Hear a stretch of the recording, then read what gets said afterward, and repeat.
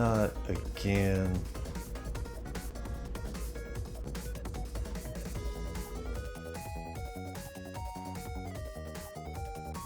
Nothing says a great product like one without a name. Enter in our first game this week, Red Game Without a Great Name. Like, it's one thing to have off-brand names like Tutti Fruities instead of Fruit Loops, or Berry Colossal Crunch instead of Captain Crunch Berries. But to just be so lazy as not even create a name for your product at all? I mean, come on, that's just pitiful.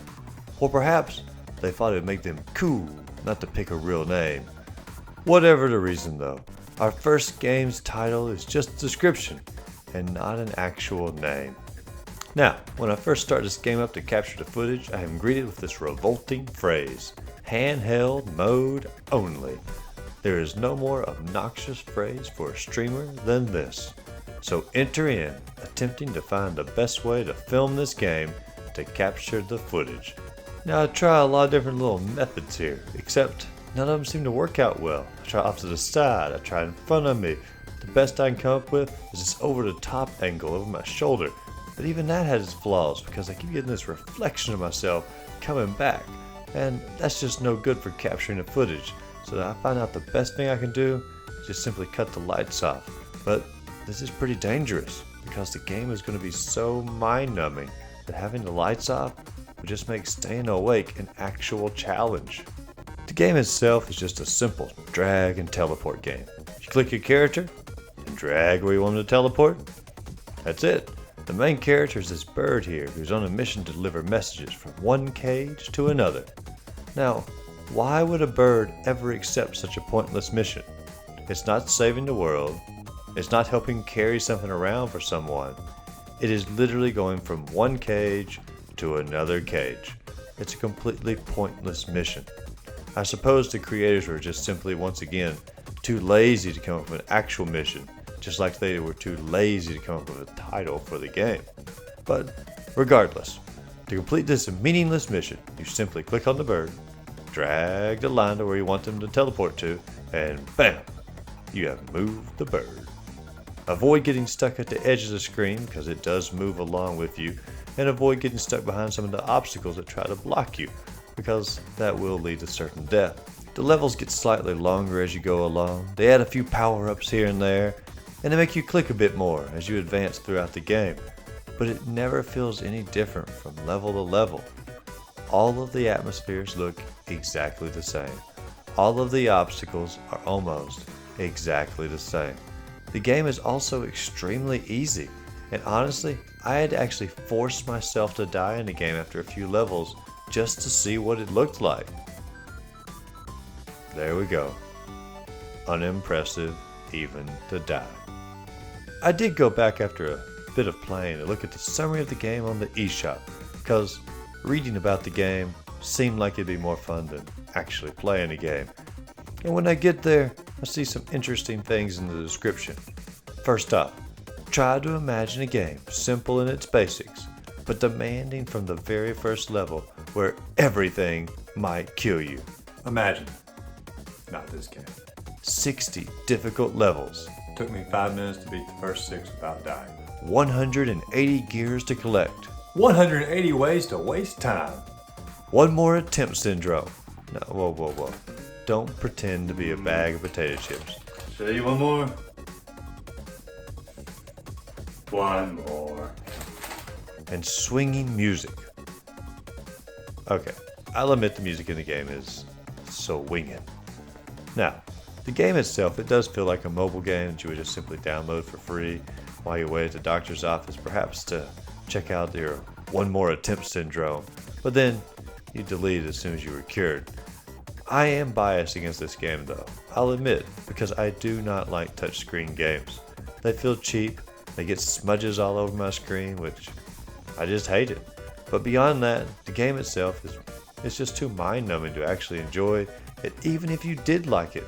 The replay value is pretty much non-existent after you complete it. So, let's move on to the next game, OClock. Now, what is it with these clock games in the eShop though? Last episode was Clock Simulator, now it's OClock. it just doesn't make a lot of sense that there's such a large market out there for clock games. But let's get it going. Now the game itself, it does offer two separate game modes, Classic and Race. We'll try Classic first because we don't want to jump in too fast and a race sounds like it might be pretty quick.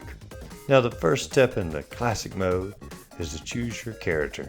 You get to choose the fly or this little, I don't know, white thing. We'll choose the fly. But once you choose the fly, you can now choose what hat you want your fly to wear. There are a ton of options here too, but naturally as I scroll through them, the Pope hat catches my attention. And that way I can be the flyest Pope the world has seen. The game starts up. You are set with the task of jumping over the clock hands to attempt to reach a high score. The jumping is sort of odd though because you jump forward a quarter of the way every time and you can't control the intensity of the jump, so you find yourself dying a lot early on. But after a bit of practice, it's not too bad to keep the game going. Now, keeping the game going is different than having fun. Is the game fun? Not really. It feels like most mobile games, just simply a one-click purpose. Click, jump, and so forth and so on. The other mode is called Race, and it's almost exactly the same. You hop over to clock hands and have other people or computers playing against you doing the same. You don't die from hitting the hands this way, you're just simply stunned for a second, and then you continue on your way. I won first try on this against the computers and I was sort of surprised because I got hit a lot. So I decided to try something. What if I just constantly press jump with no attempt to dodge the hands? Just simply jump constantly.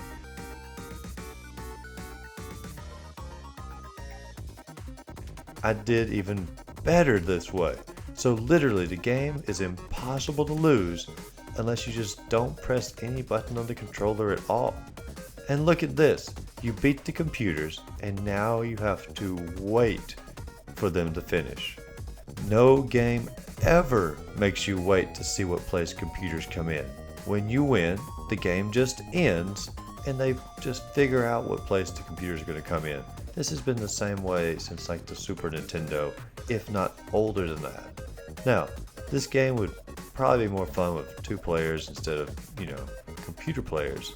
But even with that, there's still not much substance to the game. It's just simply jumping over a clock. Now, it is 100% better than Clock Simulator from last week because this game actually has music, some fairly fun characters like the Pope Fly, and it is just simply more fun to avoid the clock than it is to beat the clock. But I can't say that this is a great game at all. It, just like the other one, feels like a mobile game that got converted over to try and cash in on the eShop to unsuspecting buyers. So this week is probably the closest episode we've had so far. Neither of these games truly deserve to advance. They both feel like mobile ports that are time wasters at best. However, if I had to play one of these games again, I would have to choose OClock. Now, there are a few reasons for this. First off, OClock had an actual name. I can't help it. That's a big deal to me. I like a game with a name. Second of all, OClock, it does have a two-player mode. Granted, it's not a great two-player mode, but any horrible game can be made at least somewhat entertaining if you have someone to play it with. But what really pushed it into winning was the fact that I didn't have to touch the screen. Red Game without a name probably would have still lost because it's a pretty boring game and didn't offer any replayability, where OClock at least had that two-player mode. But having to touch the screen to just simply play the game makes me never want to play that game again. So congratulations to OClock. You begrudgingly get to move on to the next round, and we will see where you can fly from here. And so that wraps up round 3 of Champion of the Cheap. Be sure to tune in next week to see the battle for pet care versus Totes the Goat.